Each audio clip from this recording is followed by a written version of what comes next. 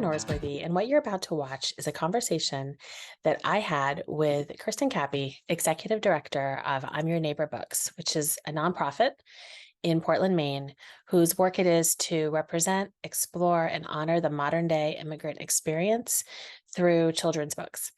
And Kirsten and I sat down, and we originally had a plan to talk about explicitly the ways in which picture books can be used to support social and emotional literacies, right? Ways of learning and communicating our learning. And so as we started talking, we abandoned the slides. And we talked for much too long for the purposes of this recording. Never can there be enough time to talk with Kirsten about books. So what you're going to see is clips put together from our conversation. You will hear us talk about several books specifically. You'll see these texts in this slide. We talk about these books and the ways in which we have come to understand the importance of representation when we have not ourselves properly provided it for students we've been privileged to match and to read and discover books with. So you'll also hear us talk about how you can get the collection of these texts for a short term in your classroom or community space. You will hear us talk about some of the considerations for when we are talking about these books with other people. And in this particular case, we're talking about children. We reinforce the importance of not requiring children to share information, their stories included, with us, but to create affirming spaces where that can happen. Kirsten shares a statistic near the end of our clip about the number 26% of our children are immigrants or the children of immigrants. And this is a collection of picture books to support that demographic of our students in being seen in our classrooms that I had not seen a spotlight on until I discovered I'm Your Neighbor Books. And so Kirsten and I have spent time together over the past year talking about books, talking about how these books support us learning and holding our social stories and the ways in which we talk about them as educators within our classrooms in particular. And so I hope you enjoy this conversation.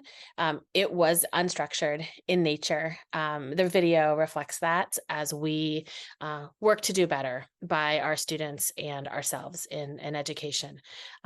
So enjoy our conversation. Thank you for inviting us to do this for the Ed Collab, and we look forward to connecting with you. You'll see near the end how you can contact us, and please reach out if we can further this conversation together. Thank you so much. Hey, Kirsten. Hello. Thanks for having this conversation today about I'm Your Neighbor Books and social emotional literacy learning, and celebrating the books that we have in the world. It is nice. We're only a few miles away. We could have been side by side, but it's fantastic to do it this way because we both have our rooms full of books that we cherish and fight for and fight with. I'm Sarah Norsworthy. I am in Maine.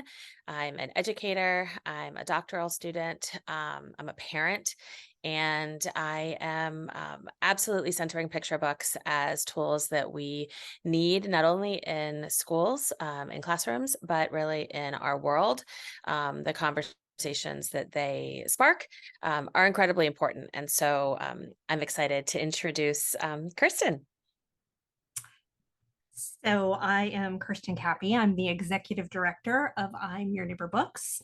And I have a 30-year commitment to creating discovery for children's literature and creating engagement projects that I feel transform readers into citizens. Now, I'm Your Neighbor Books was founded as a local nonprofit in Maine in 2012 and became a national organization in 2019. And what do we do?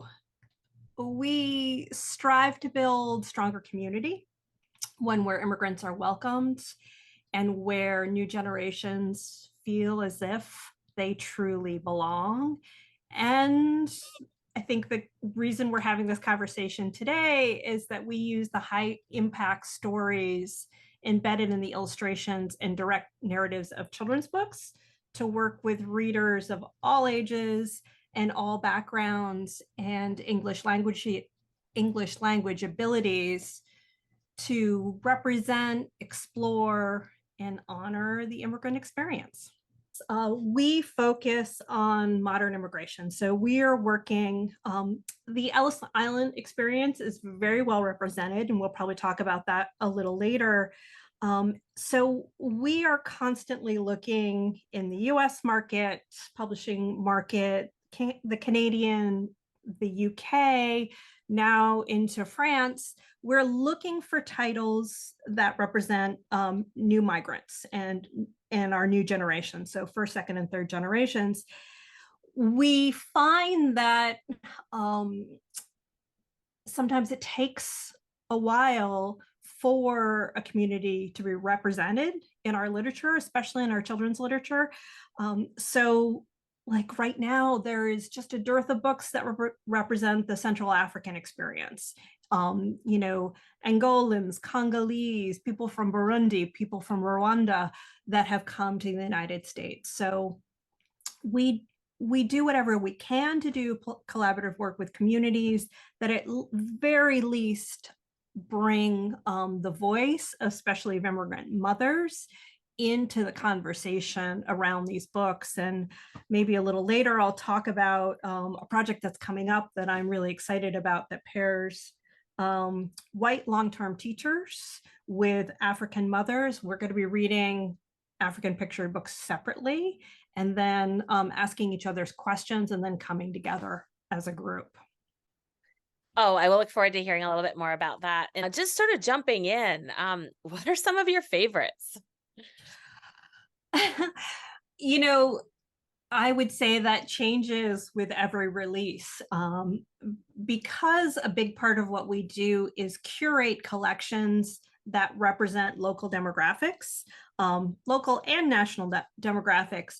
There is incredible excitement when a title comes out that we have been missing. And I think, you know, one of my latest in that conversation is The Carpet. And I'm so glad we got to collaborate on this title, you and I. So before the release of this book, just a few months ago, there has not been a book about the about Afghans in the diaspora in picture book form. And we've had some novels for children. We've had some books set in Afghanistan and set in a refugee camp. But this is a story about a family sort of just living their life. And it all revolves around the carpet that has brought with them or sent to them. And it's about how the carpet is the center of Afghan family life. And this book has one of the most powerful author's note in the end that I've ever read. And for the author, Dej Azad, for him, he has been a refugee his entire life. And is still considered a refugee. In fact, he lives in Germany and was not able to come to the US and launch this event because he's an Afghan refugee. And he writes here, I wrote this book to share what we are really about, family, not war. In line with anti-racist and social justice movements, I hope that my book can participate in the efforts to uncover the heart and true face of my and all people so that children everywhere can live and learn and love and not in fear. And, you know, he talks a little bit about how his parents' lives changed post 9/11. We are doing this recording on 9/11, actually. and talks about my parents are witnesses to this shift so swift, this construction of identity that they can't even imagine as their own. So the 9/11, um, the war in Afghanistan, all defines a country and a people as a warring people. And this picture book is trying to say that we are a family that has deep love and commitment to one another. It's telling a different story, It's right? telling a different story. Who tells the story, right? I mean, that's the Right. piece. Who tells the story?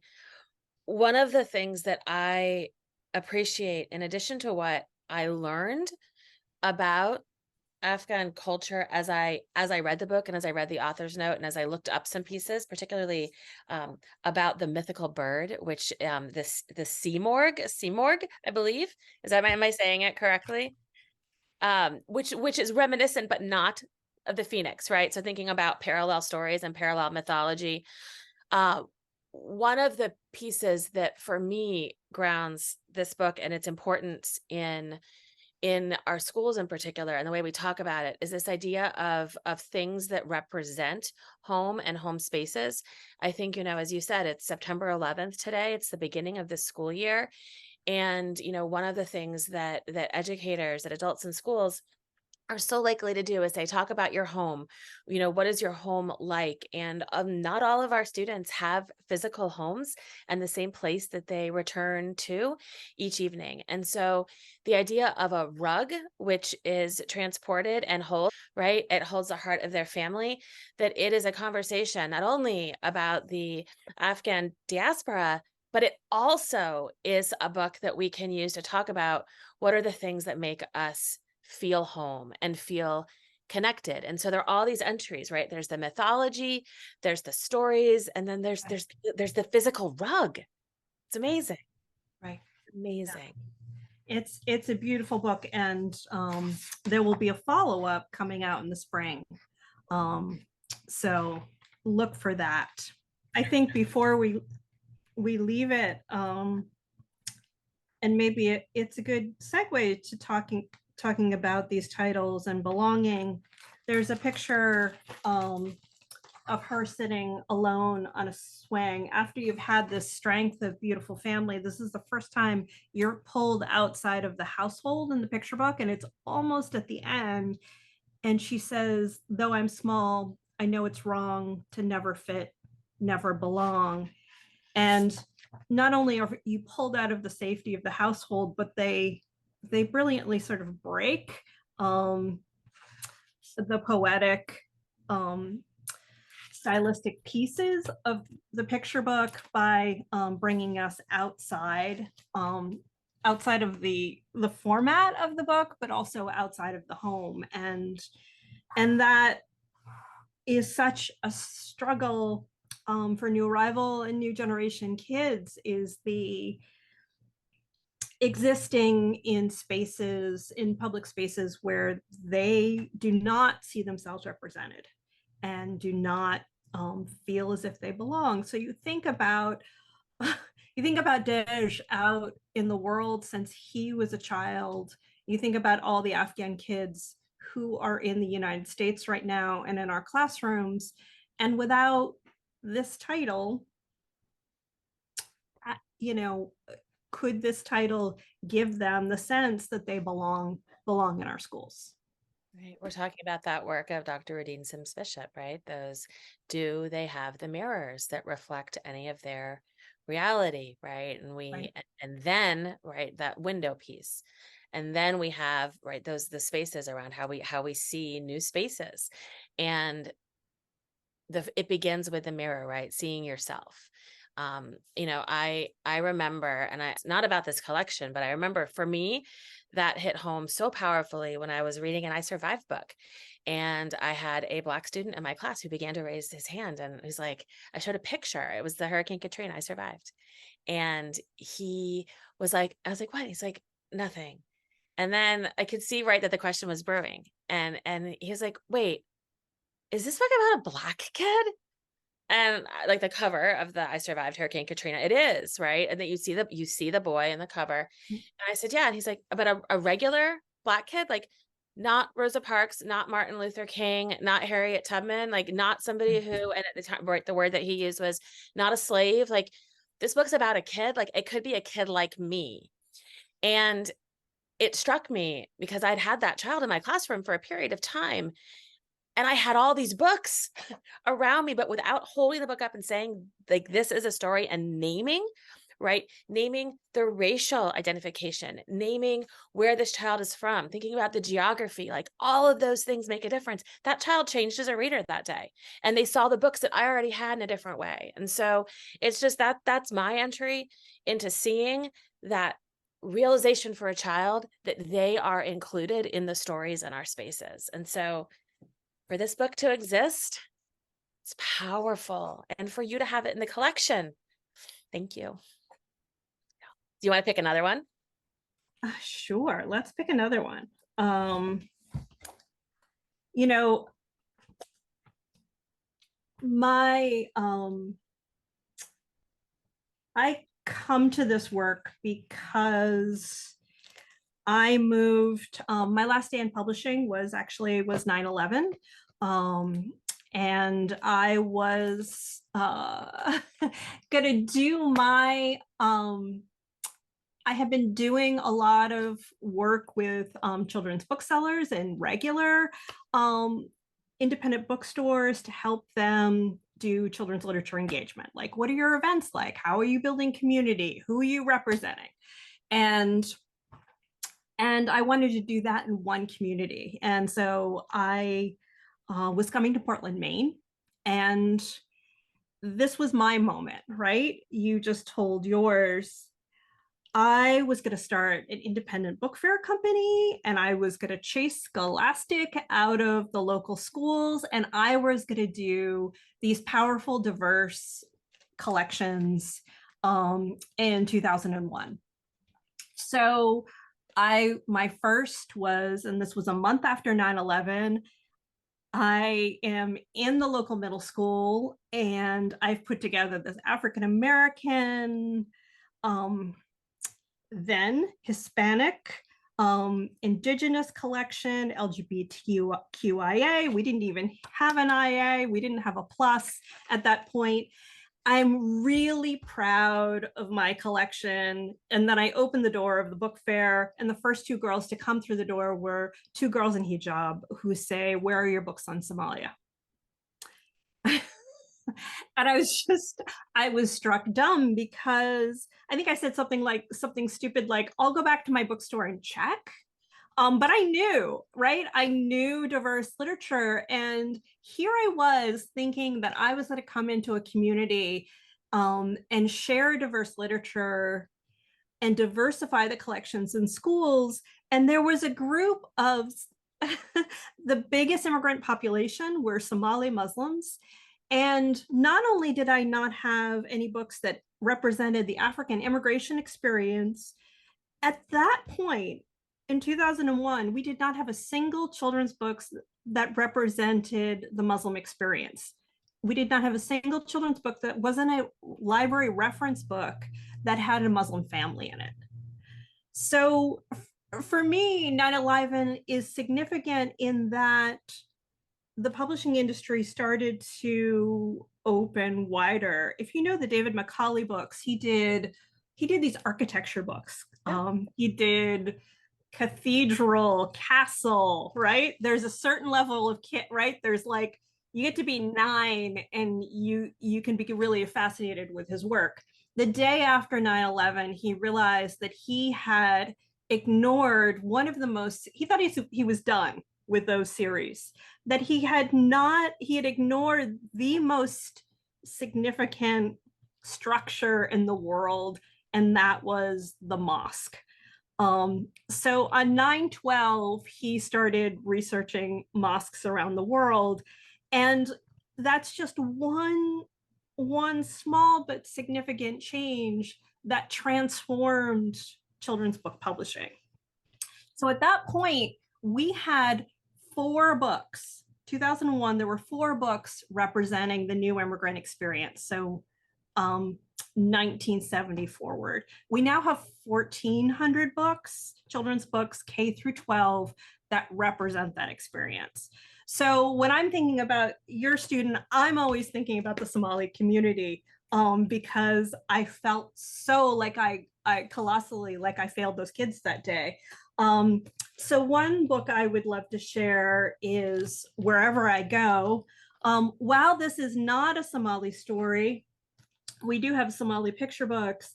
I would say that the author and illustrator, who are very good friends, Mary Wagley Kopp, who's a documentary filmmaker, and Munir Mohammed, who is a fine artist, immigrant from Ghana, teaching at RISD in Providence, Rhode Island. They worked very hard to represent the East and Central African refugee camp experience, and people from across, readers from across the region have really felt like this book reflects why they left, why they might have left their city, their village, what life in the camp was like, and what it felt like to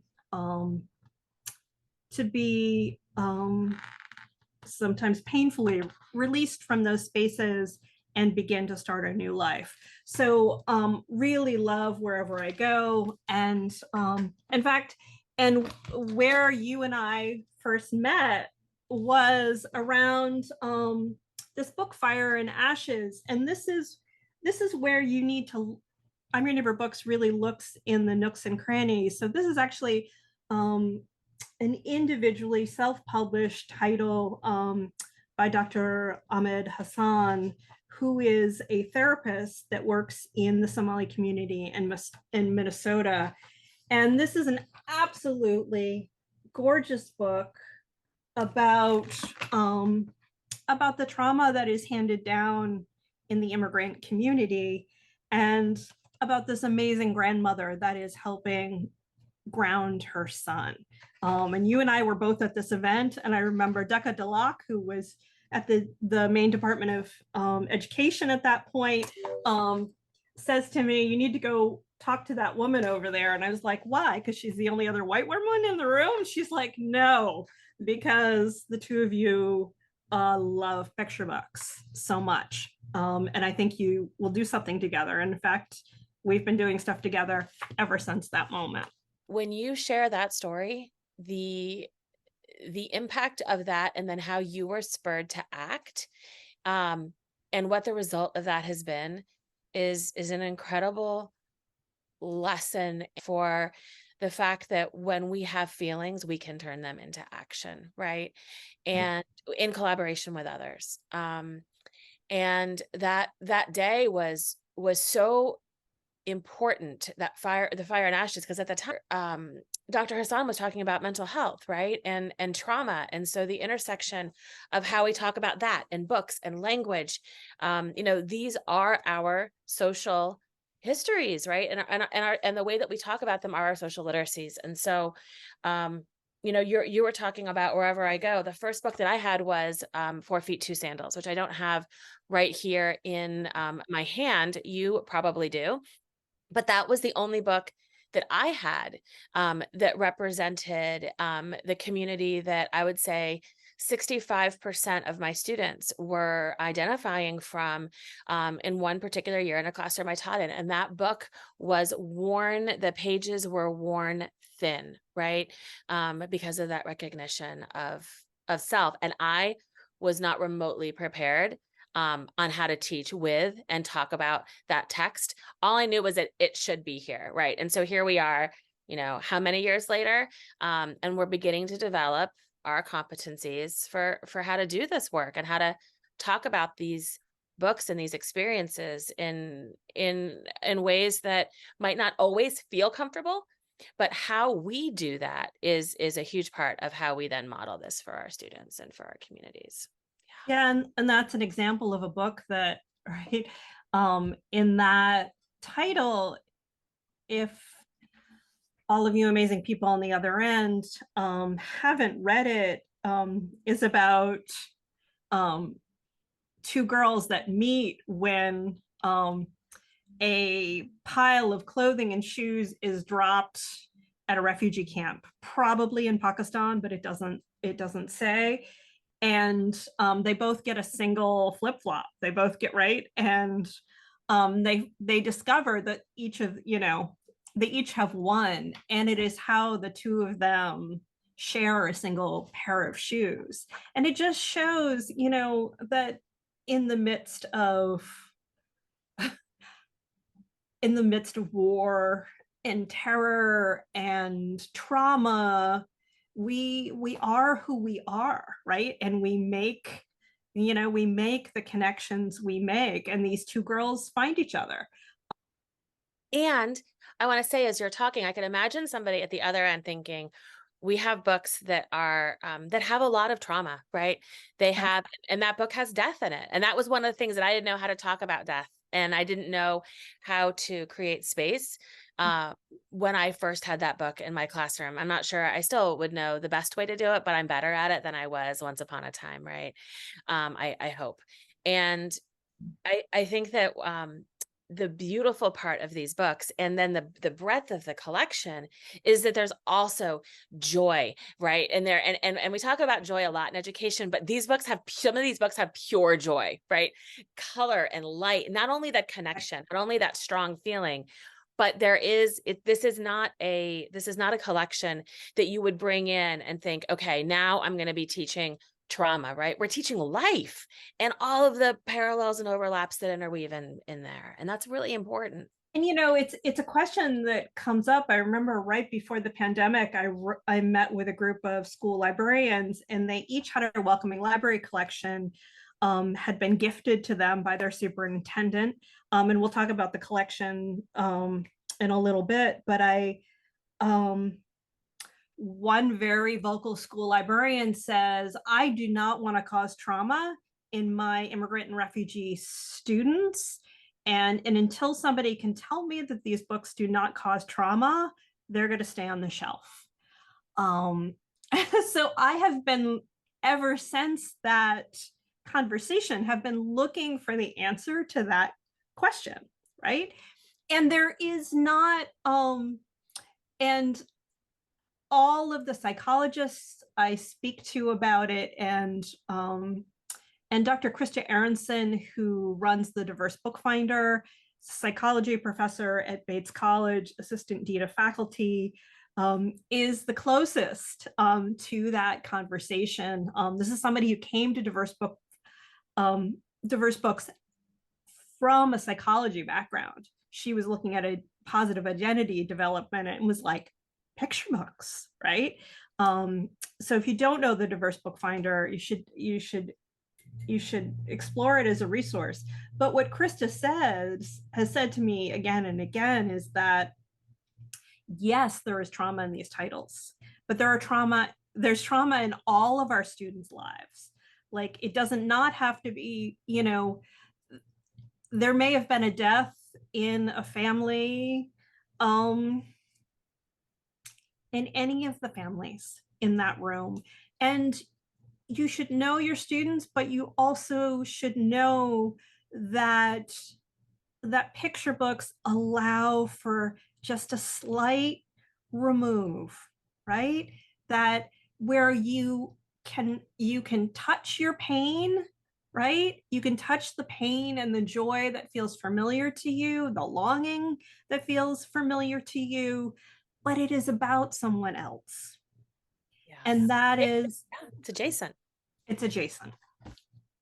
This idea that adult protection of a story that's yours doesn't mean, right, that we're not creating the story, we're creating space. And I think that we have to say so clearly that when reading these books, we don't then ask children to share their stories, right? One would never hold up the story and say, oh, I believe that you have a similar experience. Tell me your story, because our children do not, our students, our children do not owe us their stories. we owe them Yeah. an affirming space for their stories to be held. But it's a very different conversation than, and I think that some of us have made that mistake, right? Tell me about your life. And no, that's not our role in this. I just before I attended the NCTE right before the pandemic in Baltimore, and I put together a panel of first and second generation authors. And I remember, Sarah Farazan, this is a fantastic novel about teen novel, Here to Stay. It's about an act of racism in a private school and what it does to an individual student and what it and how it creates allies. But Sarah Farazan was talking about having grown up being the only brown child in many different classroom settings and was always being asked to tell her story. And she brought up an example that changed everything for the 100 teachers in the room. She said, so I identify, I am Lebanese and I am Iranian American. I have that identity, but she said somewhere in the alphabet soup of LGBTQIA plus, she's like, I also identify somewhere in there. And she said, she asked one of the teachers who had been talking about how she really wants to hear the stories of her immigrant and new generation students, right? Wants to hear their immigration stories. She said, so if you have, you probably have trans kids in your classroom. She's like, oh, yes, of course. She goes, would you ask them in front of the entire classroom to talk about their journey to being trans? And she said, oh, no, that's private. And she said, my identity as a brown girl, as an immigrant girl, as a first generation girl, whatever you want to call me, she's like, that is all so deeply private. So she's like, take us adjacent, include my experience in the classroom through the veil of fiction. Don't ask me as a student to talk about my background, which was really interesting. And right, that doesn't mean we're not having our students express themselves in writing and speaking in all different ways, but identity, asking students about identity is tricky. It is something that they're exploring. It's something they're going to be exploring for the rest of their lives. The veil of fiction. It does bring me to this text. Oh, God. I didn't know how much we needed this book until it came out. Do you want to talk about this? Oh, so I mean, I'll just begin with where my eyes fall, which is on the back page, back cover. A powerful story about a simple question: where are you from? And she goes to her grandfather, her abuelo.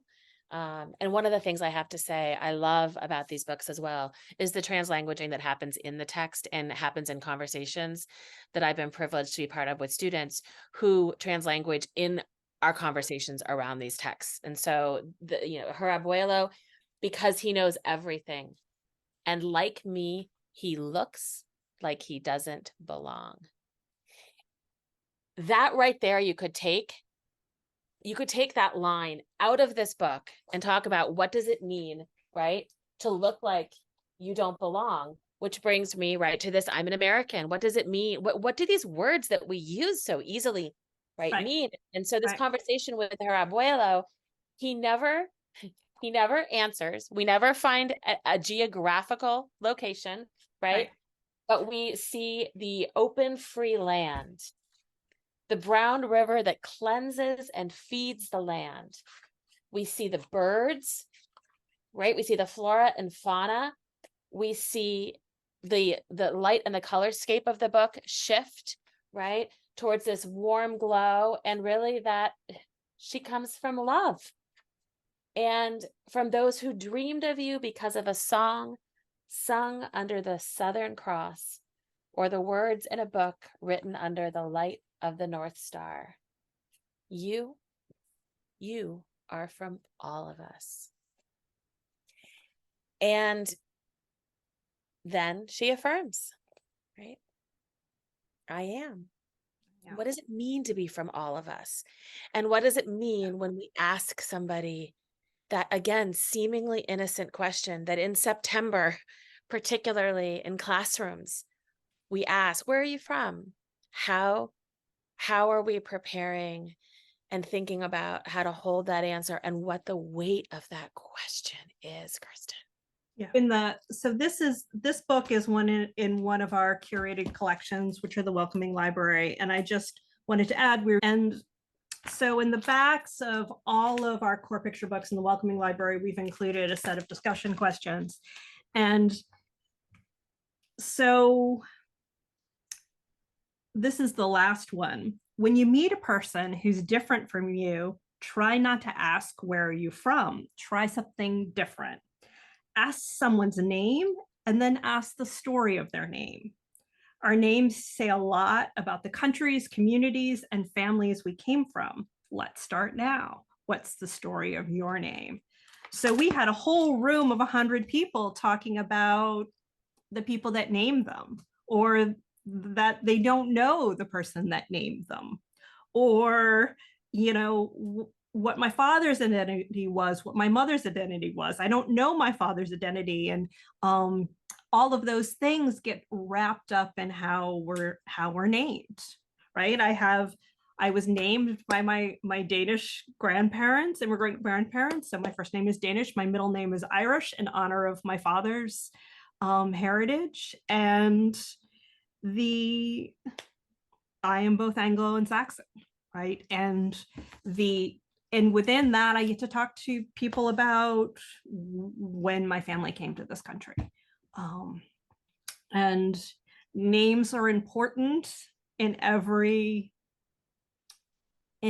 family in the world. And so, yeah, it is Where Are You From is a book about invasive curiosity. Curiosity, we are about one another, is what we're supposed to be working on. But there's a line, and this book is just pushing up that line. And kids' reactions to this book are fantastic. It resonates, right? Immediately it resonates. And I think that, one of the things that I think a lot about the ways that we ask questions, and the implicit messages that some of our questions are giving. And so, that idea of names, that we need to be able to practice how to ask that question of you might want to tell me your name story, right? And when we say, tell me your name story, again, we're getting to that idea of you might not want to, right? Right. We want to Right. move at the pace of trust. And so, I that invasive curiosity so often comes from a place of even deep care, right? And love, as opposed to Absolutely. just like casual invasive curiosity, like, oh, where are you from? Small talk with enormous, gigantic feelings, right? Right. But we also do it from a place of deep love, really intentionally. And when we're talking about personal stories and families, we always want to think about, if you were to answer, what might you say, right? And give that option also for students to be able to invent the answer they might give. And that goes to how we ask students, and our own children, to write their stories on paper or out loud, right? That the idea of being able to imagine, what would you tell about a name? What names do you love, right? What is this? Because anytime that we're asking, again, for that personally identifying information, it can be a challenge. And as we become, more deeply connected to the impact of the subtleties of our language and words and the way that we ask these questions, which is why, the questions in this book, in all of these books, are one of the greatest gifts of this collection. So I know we're getting close on time, and I want you to have a chance to talk about that. But as you said, every book has these questions. And what these questions are is they're open, right? They're not closed questions. It's not a go back in and find, but each one of these questions is expansive and affirming. And you revisit the questions, right? As we learn more and think more deeply, our questions shift. And so not only is the curated books a growing collection, but the questions and the way that we ask them, and because our understanding of them shifts when we hear about their impact, right? Right. Absolutely. I was just sitting here while you were talking going, you know, we might revise the end of that question, right? That I just read, like the tell me yours. Maybe it's let me tell you mine, or right. Mm, Um, or might. exactly the way you phrased it. And I'm very happy that we'll be working with you on the revision of some of those questions. So the I'm Your Neighbor Books core project is something we call the Welcoming Library. Now, the Welcoming Library comes in a couple of different collections, but let's think about what's at the core of each collection. So again, it is a curated collection that is chosen for a school, a library, or a community group based on local demographics. So when we work with a school or a library, we are asking a lot of questions about who has been coming to that community for the last 50 years. So it is designed to reflect the local populations. It also is very heavily weighted towards picture books. Even when we're building collections for a high school library, we always put picture books in because of the immersive power of illustration. We, even as adults with an immigrant focused picture book, can spend 10 minutes fully immersed with a character or a family. And those immersions, both with word and picture, are transformative. I also, we are so lacking in non-English books in this country. And there are ways in which picture books, because the visual literacy piece, because of the incredible sense of belonging, picture books can be transformative experiences for belonging. So, and the discussion questions that we've already talked about are embedded in those core picture books. And we provide display units. And you can see some of those units behind my head. You see a wall sign that has the I'm Your Neighbor Books logo, but has I'm Your Neighbor, the phrase I'm Your Neighbor, in 10 different languages. There should be 57, but there's only 10. And it says read to welcome and read to belong, which are an invitation for all of us to open up those titles. And just quickly, there are 3 different versions. One, to my side here is a shared collection. It's called the Traveling Collection. The whole display unit and the 30 picture books pack into 2 interlibrary loan crates. So a district, one teacher can throw it in her trunk and drive it to another school, can roll it down the hallway to another teacher. Public libraries tour them in their districts. So it's designed on the ground to be a traveling collection. What we have coming soon, and let's see if this doesn't collapse when I bring it up. I just love this little baby. Literally rolling out in 4 weeks, we have a cart collection, which is mostly for schools or public libraries. It is a beautiful wooden library cart that says read to welcome on one side, read to belong on the other. It has 30 core picture books with discussion questions, and then 30 graphic novels and novels. And it's, again, chosen for demographics and for grade level. And then the last one is a little amorphous. It adapts to different spaces. We call it the Stack collection. We identify what you might already have in a school setting. And look at your demographics, look at your age groups, and recommend a larger collection and provide you with book processing kit and signage so you can pull those titles out of off your shelves and put them in one place to say that this is a conversation. And for me, what is core about the Welcoming Library is we have in education, in the national imagination, have always been in love with the Ellis Island and Statue of Liberty story of immigration. It's what most of us teach. It's most of it loves. That's where my grandparents came through. And but 26% of students nationally are immigrants themselves or the children of immigrants, and their story looks very different.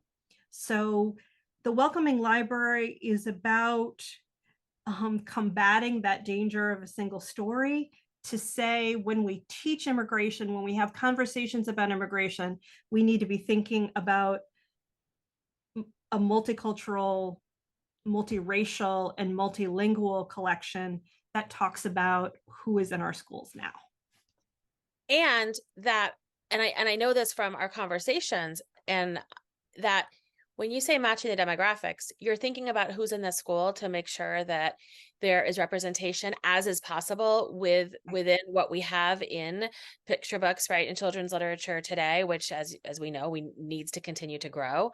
Part of this work is ideally, right, growing the market and the interest in continuing to develop the book creators, the authors, and illustrators. And also, one of the pieces is that if your community is more homogenous and doesn't have a lot of racial, right, linguistic diversity, it doesn't mean that this collection is not for you. It is equally, right? And that's Yeah. a really important piece that still we'll get them when we need them, but we need these now because we live in a global society. And when we read these books, we understand ourselves and other people better. And that's the work, right? Right. That's the work. The joy, the love, right? It's not just the work, it's all of it. And so I think that I love the demographic piece. And I also find myself reiterating, people were like, oh, that's great. That when we have refugee children, then we'll reach out to I'm Your Neighbor and get a welcoming collection to borrow. I'm like, no. Like you need it now. We all need these books. This collection, when it was piloted in the state of Maine, went into every single rural community. And we had an informal survey of readers at that point. And the core question we asked them is, do you see your own family in these books? And 96% of rural, predominantly white students in northern Maine were saying, I see my family in these books. And that for me, and that's not an empty commonalities, like we're all the same.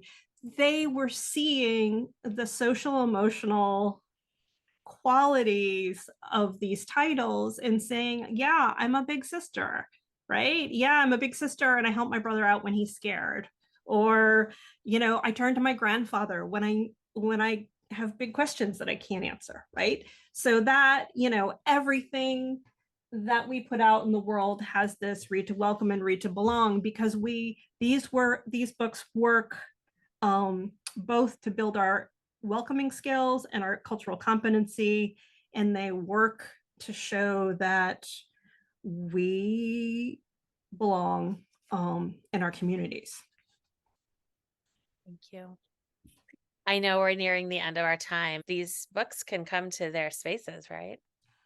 Thank you. Yes, anyone in the country, teacher, librarian, can borrow the Traveling Welcoming Library at absolutely no cost to you.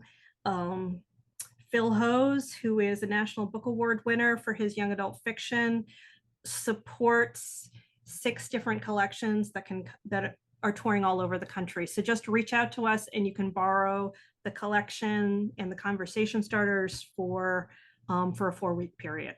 Yeah. So I know you're in lots of different spaces, and so I hope the people who see this, when they see you and these books in different spaces, have the joy and privilege of getting to know you the way I have. So thank you for this work and this conversation, and I'm just endlessly grateful.